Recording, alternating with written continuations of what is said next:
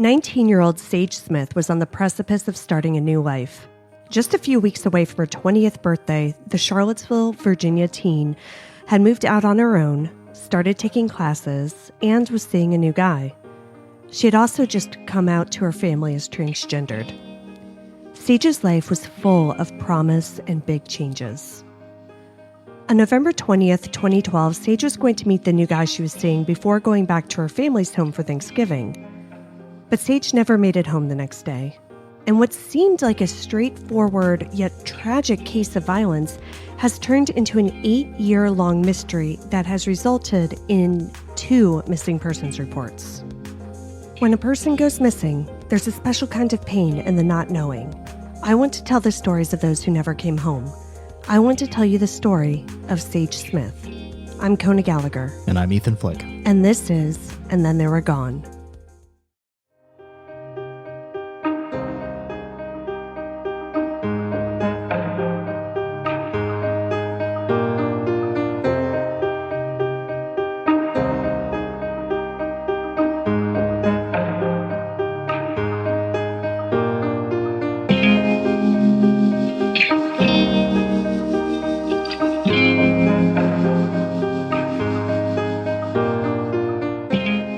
Welcome back, everyone. Welcome back.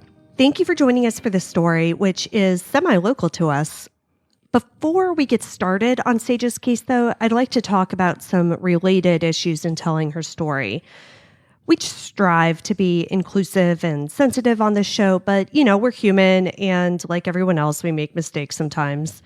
Sage's story is a little tricky because she publicly came out as transgendered not too long before her disappearance, like literally 2 weeks. She wrote something on Facebook, about, I'm a girl now, like that's how I want you to refer to me. But since it had just happened, a lot of people in her life hadn't wrapped their heads around it. Okay, yet. so there's probably going to be a lot of people referring to her as him. Yeah. So there's a lot of that. So when you read articles or watch interviews with her friends and family, some people refer to her as Sage and use she pronouns. Some refer to her as Sage but use he pronouns. Oh, so Sage was his name before? No. Sage is her name. Is her name. So that's the name we're using. But and yet others will refer to her as Dashad, which is her birth name, and use he pronouns. And one of her best friends and roommates, Shakira Washington, had known Sage since they were in middle school. She is also trans and said that Sage used both names and pronouns kind of interchangeably. So the way Shakira describes it, Sage was more gender fluid. Okay. Interestingly, in the episode of Disappeared on this case, Shakira refers to Sage as he. But it does seem as though right before she disappeared, like I said, Sage did want to go by that name and be referred to as she. So that's what we're going to do on this episode. Okay. So I just wanted to clear that up because it is, if you ever do read about this case, especially because this all started in 2012 and the way people refer to her have evolved over time. And a lot of the early coverage was very, 2012, I guess I should say, because they basically describe Sage as a man who dressed in women's clothing sometimes. Oh boy. Yeah. It's ignorance. Yeah. And so Charlottesville Police, which is the agency in charge of this case, they've made various statements because they did a lot of misgendering. And so they recently came out and said hey, we will refer to her as she and Sage, but we still have to talk about the gender she was assigned at birth at times because honestly, they're expecting to find a body. Yeah. And right. So, Yeah. So that's kind of, I just wanted to really talk about that before we got into this whole thing, just, to clear up any confusion and let everybody know what we're doing and how we are trying to refer to everyone in the story, because it's not just Sage, everyone in the story properly as much as possible. Now that we've gotten that out of the way, let's talk about Sage. Sage Smith was born in Charlottesville, Virginia on December 13th, 1992 to Latasha Dennis and Dean Smith. Charlottesville, located in central Virginia, is home to the University of Virginia.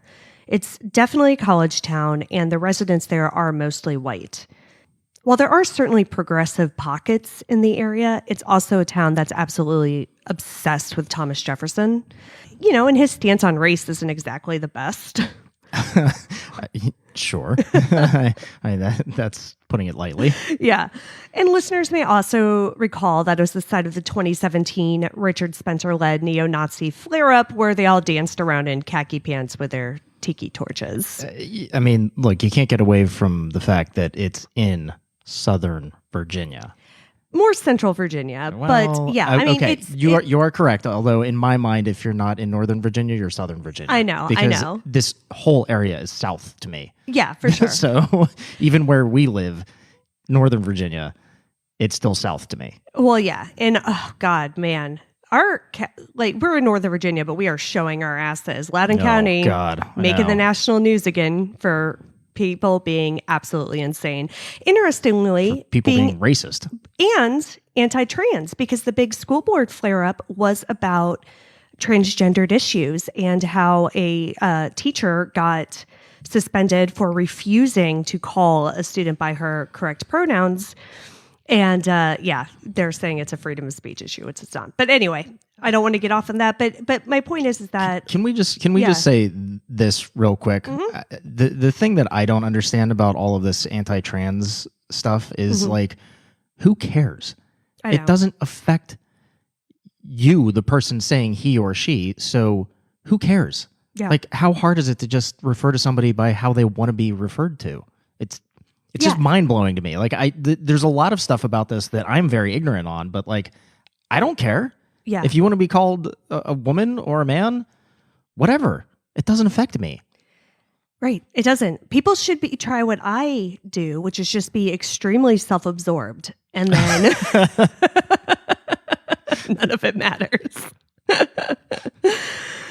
But yeah, and I think it is tough because, and it really goes back to Sage's story here. And, because a lot of Sage's story and her family, it's about accepting her and, and everything. And it's about violence that trans people often face. And there is some of that, in this story, of course. And it's just try to be better. Like, it's just, you're right. It just doesn't, who cares? Like, do your best. And if you mess up, say you're sorry. Like, because I think people get so like, well, how am I supposed to know? And I can't say anything. And it's And, we actually accidentally misgendered somebody on this show a few weeks ago. So in our Ralph G. Marie case, Lee Morrigan, who is the activist who was arrested, they refer to themselves as they, them. Right. And we accidentally we messed up. he a few times. And we did that because before I knew anything about Lee Morrigan, I had just come across their name in articles. And to me, that name just stuck in my head as a male name. Right. And so because of that, I just kept saying he. And I actually spoke with Lee and I was like, I owe you a huge apology. I am so sorry. I did not mean to.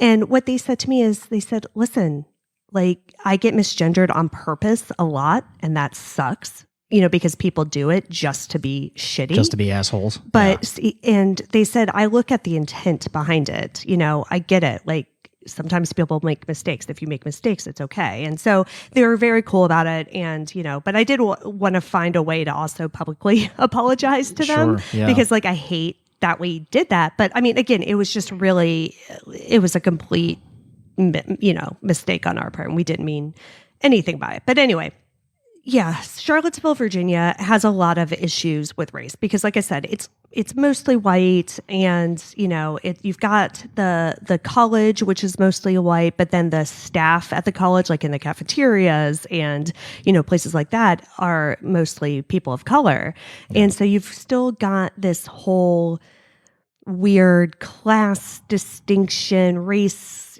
distinction in the town. There's like one part of Charlottesville where like most of the Black people live, basically. So Sage was not only growing up Black in this town, but she was also growing up poor, and, she was from a troubled family. Sage's parents separated when she was small, and Sage eventually went to go live with her grandmother, who is known as Miss Cookie. Oh, that's adorable. She is adorable, by the way. And she's called Miss Cookie because she's so sweet. Oh, I thought maybe she was like the grandma that always had cookies. I mean, maybe that too. But yeah, I mean, and honestly, if there is a disappeared episode on this case, and it is worth watching, like, solely for Miss Cookie. She's amazing.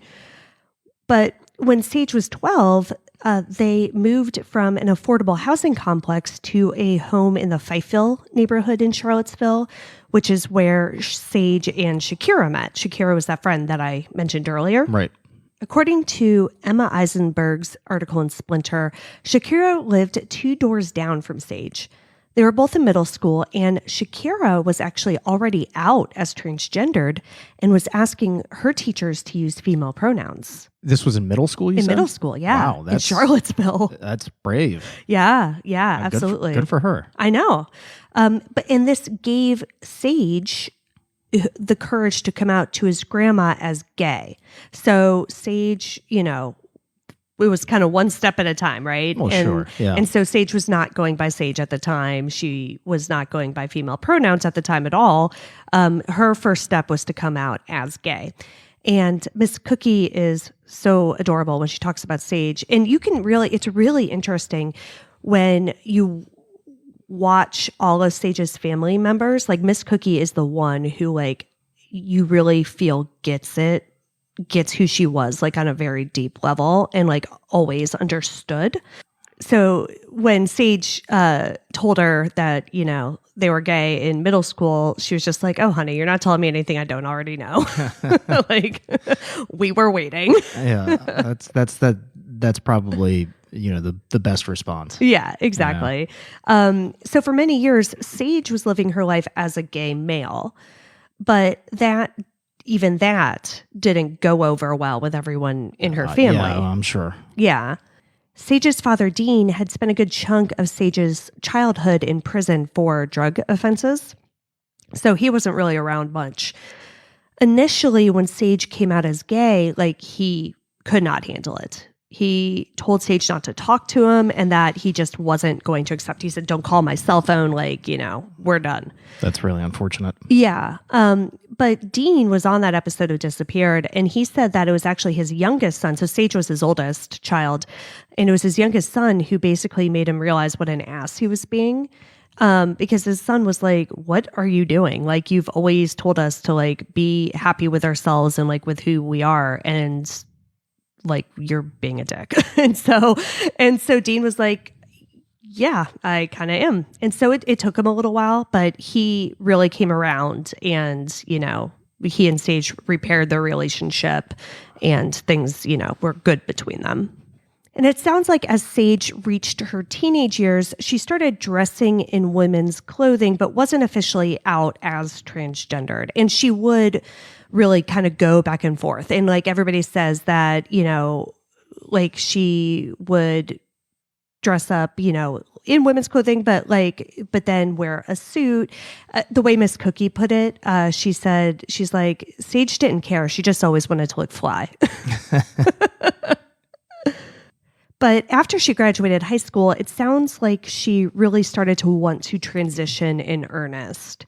Shakira had been starting to take hormones, and so Sage had been talking to her about that and, wanted to start that herself.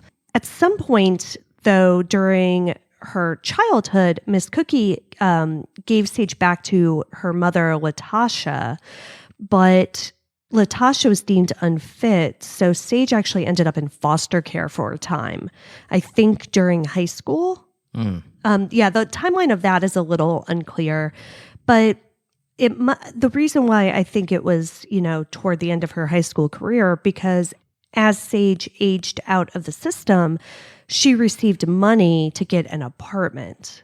Oh, that's interesting. Yeah. So she got the apartment, and she had Shakira and another friend, Aubrey Carson, move in with her. Sage had decided that she wanted to study cosmetology and become a hairdresser, and she was also taking classes to help reach that goal. But that wasn't the only thing she was doing. According to that Splinter article, Sage and her friends partied and had hookups, just like, 19-year-olds. 19-year-olds, they're out on their own for the first time, but apparently some of these hookups were for money. In addition to that, they would have parties that would cater to men on the down low, which is men who were interested in having homosexual encounters but weren't publicly out. They also apparently hooked up with a solid chunk of married men. Sage and her friends were aware of possible dangers when it came to hookups like this, and she and Shakira would let the other know where they were, and they would text each other to check up and, make sure everyone was okay. Shakira actually told a story about when she hooked up with a married UVA professor. And Sage was literally in the bushes outside to make sure she was okay. Yikes. Yeah.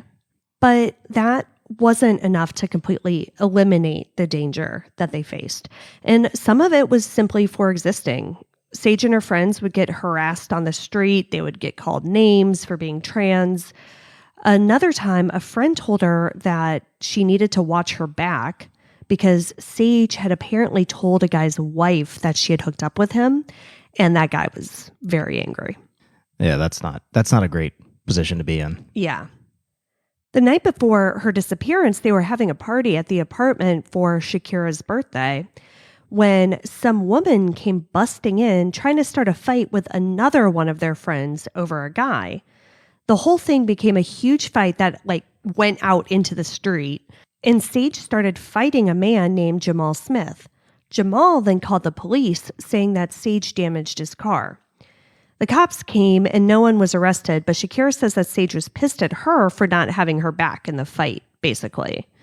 This was Shakira's birthday and everyone was really upset after all of this. So she actually got a ride early the next morning and went back home for Thanksgiving earlier than she was supposed to, just to kind of get out. When Sage woke up on the morning of November 20th, everything seemed okay with her, though. She called her dad, they talked on the phone for a while, and she asked him for money to get her hair braided. That evening, her other roommate, Aubrey, said that Sage woke them up from a nap to tell them that she was going to meet a guy. And this was around at 5:30, somewhere around there. And quick side note, Aubrey is another one who I'm going to try really hard not to misgender. Aubrey seems as though they present as a woman, but most of what I've seen in this case uses male pronouns when referring to Aubrey. But then I read one story where they used female pronouns, so I'm just going to try to stick with they as much as possible. Anyway, Aubrey went back to sleep on the couch, but tried calling Sage when they woke back up around 8 p.m. But the call went straight to voicemail, which was unusual. Even more unusual was the fact that Sage never came home that night and continued to not answer her phone. The next morning around 9, Aubrey called Shakira to see if she had heard from Sage. When she said she hadn't, the pair agreed that they needed to call Miss Cookie. She also hadn't heard from Sage, so she told Aubrey to immediately call the police. Now, this is now the day before Thanksgiving. This is Wednesday, and Sage had plans to be with her family for the holiday. And she wasn't just the type to ditch something like that and go incommunicado. I mean, Sage was somebody that you could always get in touch with. She always had her phone on her. And, Shakira's she would charge her phone anywhere, any spare outlet she could find if they were out or whatever. So Aubrey called the Charlottesville police like Miss Cookie asked them to, but says that they didn't seem super interested in the fact that no one had heard from Sage. They took Sage's basic information, asked for a photo, but they didn't start investigating until the next day, which was Thanksgiving. Yeah, well, we've run into this problem before. 19-year-old college town, right before the holiday. Yeah, hindsight being 2020, I'm sure that everybody's going to judge the police on that, but the reality is just what you said. She's an adult, it's right before a holiday. It's a college town. Is it worth jumping full into an investigation at that point? Right. And there'll be plenty of other reasons for us to judge the police in this story, so we don't really need to worry about it for this. So when they did start the investigation, 6 police officers conducted what they termed a grid search of the main corridor, which for those of you who have been to Charlottesville is where the pedestrian mall is. And it's basically where everything is in Charlottesville. So if like you were going to go out, that's kind of where you would go. They looked all over and went to different businesses on the mall to see if any of them had surveillance cameras. But it was 2012, and Charlottesville isn't exactly like a crime-ridden city, especially not on this pedestrian mall. Yeah. So apparently only 3 of the businesses actually had cameras, and none of them caught anything that was worthwhile. But police did find an eyewitness who had seen Sage that night, and it happened to be her own stepsister. Oh, that's interesting. Yeah, because it's just like Charlottesville, again, it's not a large place, and that pedestrian mall is like where everybody would be. And that area of Charlottesville is also near the bus station and the train station. So her stepsister was actually going to get on the bus, and that's when she ran into Sage. So Sage's stepsister, Kiera Morgan, was on her way to catch the bus around 6:30 p.m. on November 20th. So this is about an hour after Sage left the apartment, give or take. She ran into Sage, who was alone. The pair chatted a little bit, and Sage told her that she was meeting a guy. And Sage actually got a phone call from the guy while she was there with Kiera. And so Kiera heard, her half of the conversation. And so from what she gathered, Sage was actually late meeting him. And so Sage said that she would be there in 5 minutes. They were supposed to meet at the nearby Amtrak station. Sage said her goodbyes to Kiera, and Sage walked westbound on Main Street at around 6:40 p.m. So while police were investigating, they didn't seem to be treating Sage's disappearance with the amount of urgency that her family felt was necessary. So they started their own parallel investigation. Okay. The family did? The family. Okay. They were able to guess Sage's passwords. They were able to log on to her cell phone account. Yeah. And they got her records. So they could see everyone who she had been calling and texting and vice versa. They saw one number that kept on popping up on the 20th, and it was an out-of-state area code. Nobody knew who it was, and it was the last call that Sage received. So the family called it, and called, and called, and called, but no one answered. Dean, on that episode of Disappeared, he was like, we called that number 1 million times, and nobody ever answered. But Dean... And this, I love this. He was like, all right, well, that's not going to stop me. So now by this time, again, this is a few days after Sage's disappearance. So by this time, the posts on Facebook have started happening and, people are aware that Sage is missing. So Dean went on Facebook and posted the number. Oh. Yeah. And he said, does anyone know who this number is? This is the last person my child talked to. Wow. Yeah. Okay. Yeah. How did that go? Well, it went well because, it went well for him. Because he did find out. And Dean didn't care. He already did not like the Charlottesville police.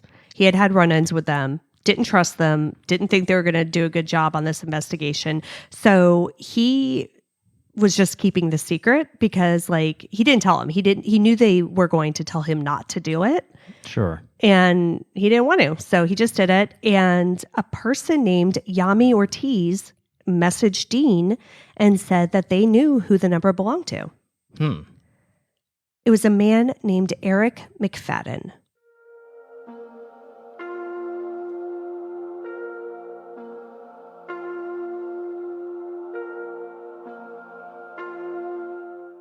Erik was 22 years old and had recently moved to Charlottesville.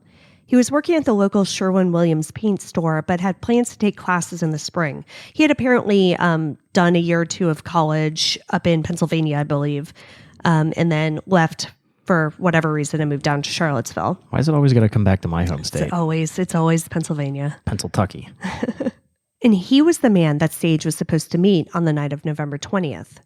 The pair had been seeing each other for a little while, and Yami apparently knew both of them.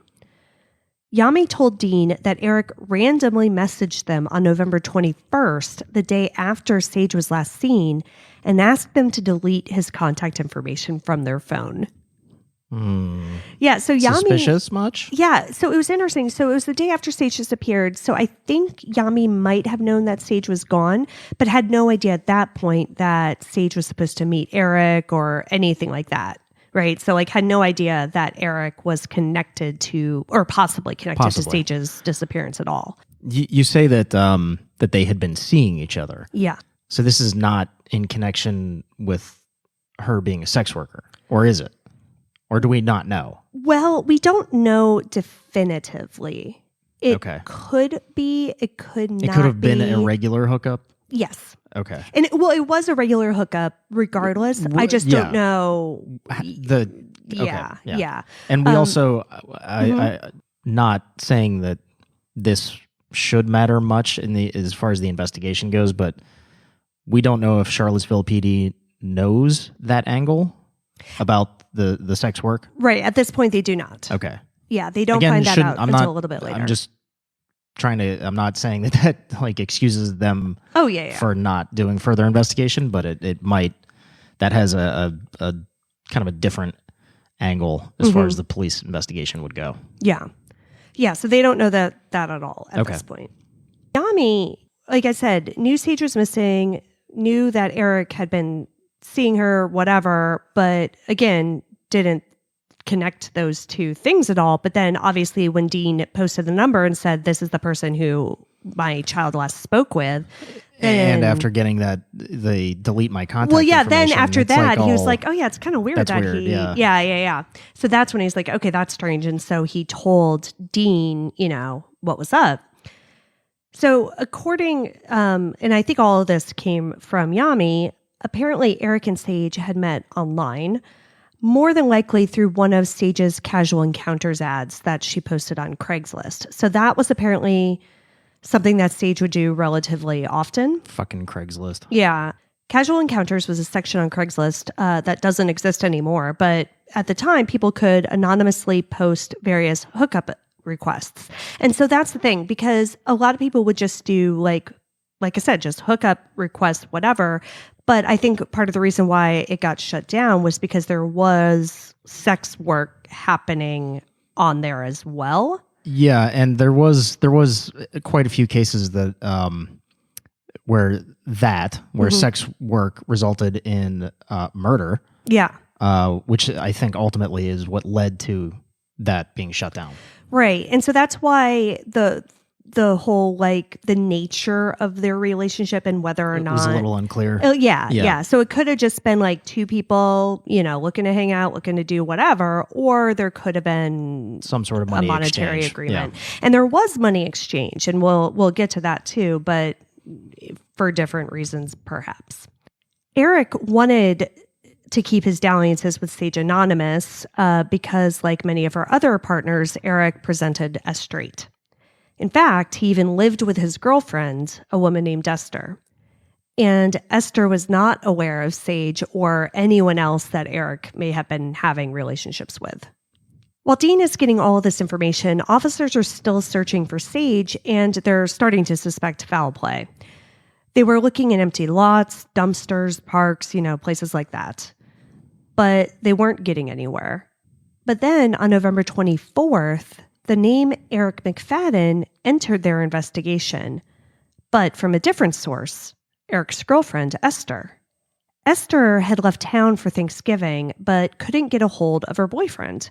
And this went on for several days, and so she finally decided to call police and ask them to go to her apartment to do a welfare check. She was afraid that something had happened to Erik and he was inside. Now, at this point, police are just performing this welfare check on a random individual. Unrelated. Yeah. So no clue as to any possible connection to Sage's case. So they went over, knocked on the door, found no one was there, left. But later that same day, Yanni Ortiz went to police and made the connection for them. He told them about Dean's post, the phone number, the relationship, all of it. So they call the Sherwin-Williams store and realize that Erik hasn't shown up to work in the past 3 days. Yeah. So now they're looking like they have a suspect, and they're making the connection between the fact that his girlfriend hasn't heard from him and, they had just done this welfare check and all that. So police started circulating his name and photo as a person possibly connected to Sage's disappearance. Yeah. They also returned to the apartment he shared with Esther and did a proper search. This time, they were looking for signs that Sage had been there. So they were looking for any possible like blood, DNA, things like that. Yeah. During the search, they seized Erik's computer and found a CVS receipt dated November 22nd, which was after Esther had left town and 2 days after Sage's disappearance. So the police don't know exactly how to take this, right? Because this was 2 days after Sage disappeared and it couldn't have been Esther's. So they went to that CVS and were able to see surveillance video and confirm that it was actually Erik who went in and made the purchase. So he was at the CVS nearby on the night of November 22nd. Do we know what he purchased? No, I don't think it was anything relevant. Yeah. Okay. So he was in town 2 full days after Sage was last seen, but then he apparently took off. So the question is, did he skip town because he did something to Sage, or did he skip town because the next day, the 23rd, is when Dean put his number up on Facebook and he was outed? Right.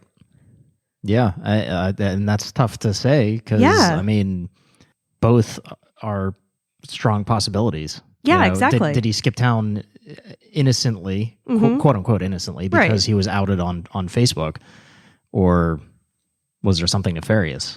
Exactly. So police at this point have no idea. Yeah. On November 25th, Erik contacted Esther. He tells her he's in D.C., which for those of you who are unfamiliar with this area, it's about 2.5 hours away from Charlottesville, give or take, maybe 3. So he calls Esther, tells her where he is, and asks her for money. Now, I find this interesting. One, because holy shit, the balls on this guy. Right? Yeah. But 2, because of the theory that he just left town because he was publicly outed. If he was so concerned about being outed that he would just skip town, would he really call his girlfriend, whom he had just publicly betrayed, and ask her for money? I mean, I guess if you don't have any other option. Yeah. I mean, nothing men do ever surprise me anymore, but it just seems a little extra. I don't know if she gave him money, but she did give him the contact information for the detectives working Sage's case. Hey, you need to clear your name. Yeah. Yeah, she's like, you should probably give these guys a call. They kind of want to talk to you. And so on November 27th, he did. On that call, he tells investigators that now he's in New York City. But, not for any suspicious reasons. He's just always wanted to see the Big Apple. Just conveniently happens to be around the time that, the person he was hooking up with goes missing. Yes. He also tells them that he was supposed to meet Sage on the night of the 20th, but she never showed. And so police are like, all right, cool. Why don't you come back to Charlottesville and we'll chat about this more in person? Yeah, I think we need to have a little face-to-face talk. Yeah. And Erik immediately hung up on them. Well, increasing suspicious behavior. Yeah. But later, Esther apparently called the detectives back and said that Erik would come back into town. So I guess she talked to him after this and convinced him to come back. But apparently right before he was due to board the bus back to Charlottesville, he emailed Esther and told her that he had changed his mind. Oh boy. During all of this, police continued to investigate Erik. They find out that his garbage got delivered to a dump about 60 miles away in Henrico County, Virginia. And, during this time, in the first couple weeks of this investigation, they even went to the dump, just looking for anything related to Sage, but didn't find anything. In early December, Esther returned to the police station and told them that she had received another email from Erik. And I should mention that these emails she's receiving from him aren't from his normal account. He keeps on creating different burner accounts. Oh. Look, if this guy is innocent, he's just going about this all the wrong way. Yeah. I mean, good Lord, you're just painting a target on yourself at this point. Yeah. In this email, he tells her an entirely different version of events from November 20th. He said that he did actually meet up with Sage and that they were walking together by the Amtrak station when basically like they got jumped. I don't know. Apparently a group of people approached them and seemed like they were angry. And Erik said that he just left Sage behind before anything bad could happen. And he didn't know what happened after that. How noble of him. I know, right? If that story is true, Yeah. which I'm going to call bullshit on. Of course. Like, wow. Yeah. You're just a fucking stand-up guy. Yeah. Aren't you? That's great. He also in this email apologized to Esther for hurting her and said that he was heading to the Midwest. And so, you know what this actually reminds me of?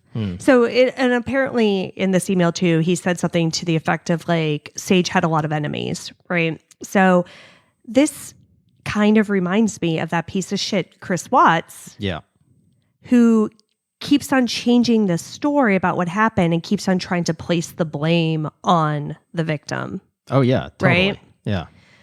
So I got some real like Chris Watts vibes from this whole story. But if this story is true, which is obviously extremely unlikely, the fact that it's 180 degrees different from when he told police is making them want to talk to Erik even more. Mm-hmm. While they couldn't get that to happen, they were able to obtain warrants to search his bank account, computer, social media, things like that. According to that episode of Disappeared, while the email did help the police uncover more details about Erik and Sage's relationship, it actually made them less convinced that he had anything to do with her disappearance. That's interesting. I think it's very interesting. Oh, and I should mention too that in one of the emails, before we get into this, in one of the emails, and because we did mention money being exchanged, Erik tells Esther that Sage was blackmailing him to keep the relationship quiet. Okay. And that he said he had given Sage money and that was why. So I think the question is Erik telling the truth about Sage blackmailing him, or was he giving Sage money because that was their agreement? I mean, I think it's more likely that it was the agreement.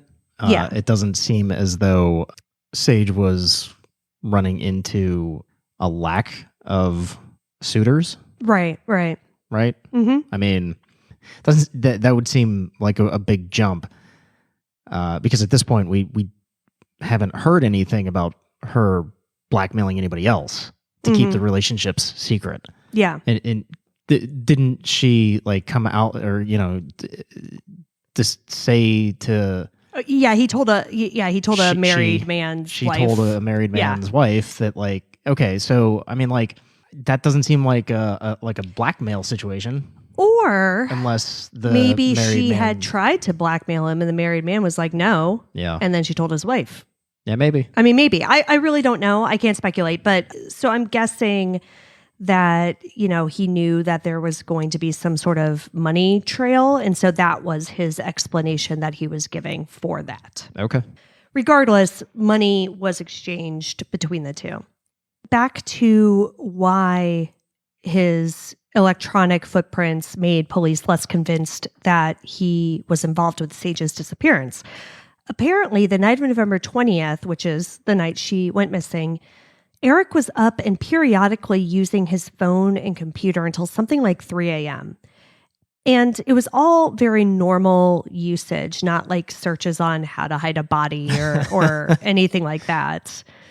Plus, there's the fact that police haven't discovered any sort of crime scene, either in Sage's apartment, Erik's apartment, or anywhere in between. Right. And the important thing to note about Erik is he couldn't drive. And it's not just that he didn't own a car or have a license. He actually had never learned how to drive. Like, he was taking lessons from a friend at the time. So if he had done something to Sage, police were wondering how he could have disposed of the body in such an efficient manner. Right. So while they're doing all of this, electronic investigation, they're still performing searches. There was the landfill search that I mentioned earlier, and they brought cadaver dogs to search the area around Main Street, as well as the railroad tracks and the area around Erik's apartment. Apparently, one of the dogs gave a slight indication that they had picked up Sage's scent, but it didn't really go anywhere. They also searched a nearby pond, but found nothing. While it does seem like the police were taking this seriously and actually, performing an investigation, Sage's family was not happy with how things were progressing. Apparently, they would have to leave several messages with police before they were given any updates. And in December, they requested a meeting with the chief of police, and that meeting took 9 months to actually happen. Wow. Yeah. But then in February of 2013, a new eyewitness came forward, and she muddied the waters even more for investigators. This woman, Monica Williams, contacted police to say that she had seen Sage on November 20th at Wild Wings Cafe, which is a cafe that was actually connected to the Amtrak station. Okay. Monica was going there to pick up a to-go order and saw Sage sitting at the bar alone. They chatted for a minute or two, and then Monica got her food and left. This sighting was at 7 p.m., a solid 20 minutes after her stepsister had seen her walking away. So this, gives the timeline an extra 20 minutes or so. Yeah. When I say that this sighting muddied the waters, investigators took it to mean that it could actually clear Erik McFadden. According to Kiera, Sage said she would meet Erik in 5 minutes. This sighting was after that, so police say that she could have met him and then gone to the cafe afterwards, meaning she saw Erik and was fine, so something happened to her later.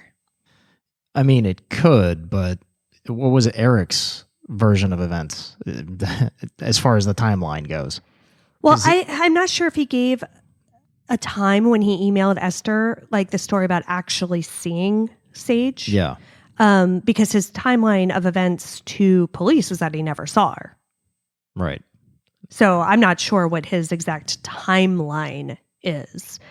But to me, it's just as likely, if not likelier, that she was sitting there waiting for Erik.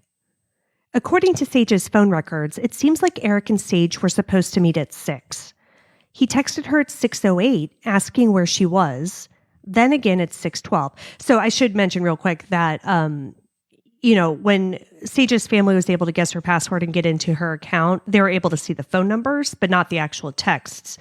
Police later were able to get the full records and actually see all of the text messages themselves. Right, yeah. The content you need a warrant for. Exactly. So they did get that warrant and then were later able to find the content. So that's where we're getting this information from.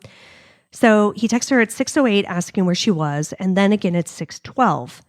Between 6:18 and 6:37, he texted her several more times, but during that time period, she was actually talking on the phone with someone else, so she may not have gotten those texts as they came through. At 6:27, he sent her a text saying that she'd stood him up. Kiera saw Sage at 6:35, and that's when Sage spoke to Erik on the phone, so that's when that last phone call was. And we're assuming this is all confirmed by the police investigation. Yes. So when Sage spoke to him, Kiera heard her say that she was going to be there in 5 minutes. Sage walked off to meet him, and that was around 6:40. But, maybe Erik was annoyed and had already left where they were going to be meeting. So, she gets to the cafe and then waits however long for him to get there.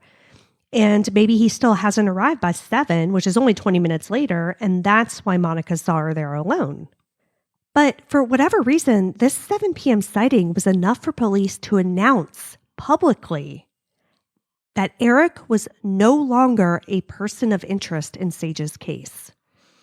So I'm wondering if maybe during a search of his computer and phone records, they found something that alibied him elsewhere.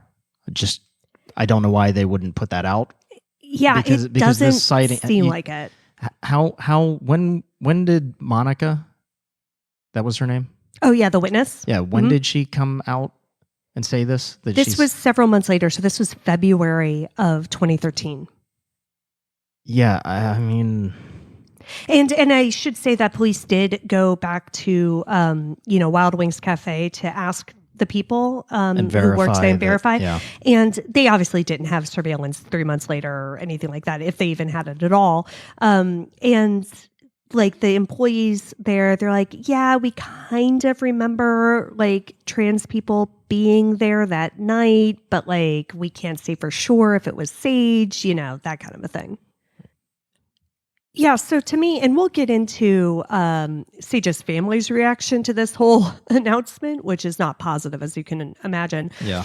But yeah, so, I mean, police don't really give much of a reason for this. And even in the disappeared episode, the detective was saying like, yeah, we just kept on thinking like he couldn't have done it and he couldn't have disposed of a body. The disposal of the body, I will give them that is problematic as far as the investigation goes. But this doesn't definitively alibi him. No, it absolutely doesn't. There's no hard evidence. I'm not discounting Monica's recollection. Yeah. But this is several months later.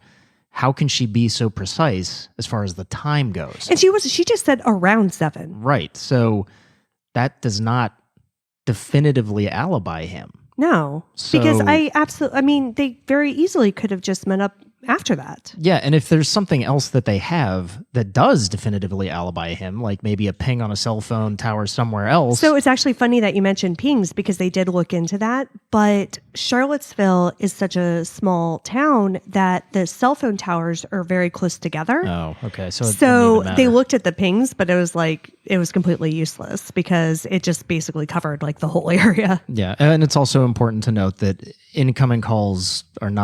pinging incoming calls are not reliable because that goes to it's all outgoing. Right. Well, I don't know if that was true in 2012. That was certainly true in 1999, 2000. Oh, you think the technology has changed? I think it may have. Oh. But maybe not. I don't know. But in any case, the cell towers were just too close together. And so the pings in this case, ingoing or outgoing, were not helpful in the investigation. Right. Well, at any rate, maybe they do have some other evidence that alibis him, but it would make sense. I'm going to say spoiler alert a little bit. Okay. They don't. Okay. All right. To me, that sighting does not solidly prove that he didn't meet up with her. Right. And I feel the same way. And so does Sage's family. And so everybody was like, what the hell? Now, the one thing that I was thinking when I first heard about that maybe it could have been a clever ploy to like get him to come back. Oh, so at this point, they haven't even interviewed him? No. Oh, no.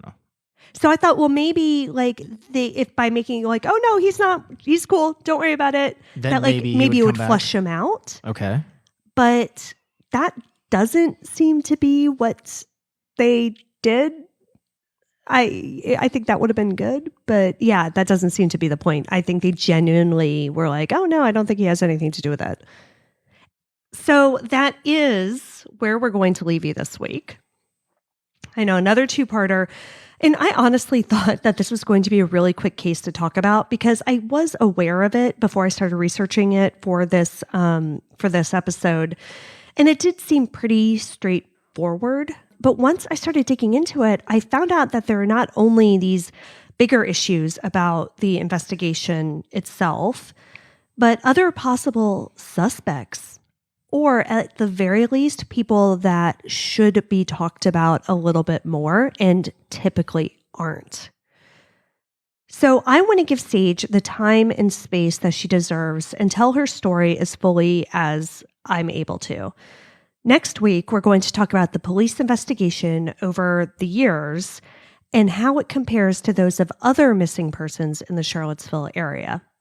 We're also going to dig down more into Erik McFadden and his role in this investigation after 2012 and after they said that he was no longer a suspect.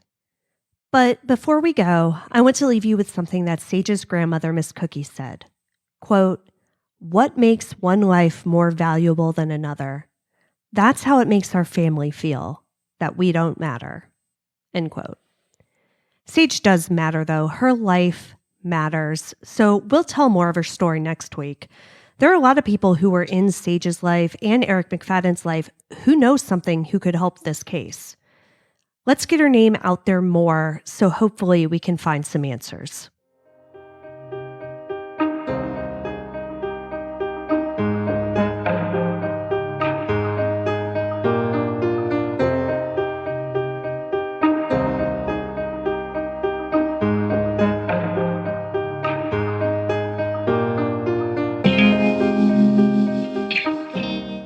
Sage Smith has been missing from Charlottesville, Virginia since November 20th, 2012.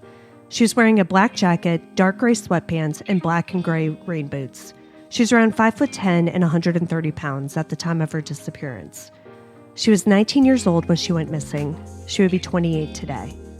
If you have any information about what happened to Sage Smith, please contact the Charlottesville Police Department at 434-970-3280. You can see all of the sources for this episode, along with photos and videos at our website, andthentheyweregone.com. And part 2 will be available early on our Patreon page. You can go to patreon.com/ATTWGpod. And be sure to follow us on social, and Then They Were Gone Pod on Facebook and at ATTWGpod on Instagram and Twitter. If you like what we're doing, please subscribe and consider leaving a 5-star review on Apple Podcasts. It will help new listeners find us. And the more people that listen, the more chances we have of bringing someone home. And we'll see you here next week for part 2 of Sage Smith's story. See you next week. And Then They Were Gone is hosted by Kona Gallagher and Ethan Flick. All research, writing, and editing is done by Kona Gallagher. Theme music is The Stork by Ketsa.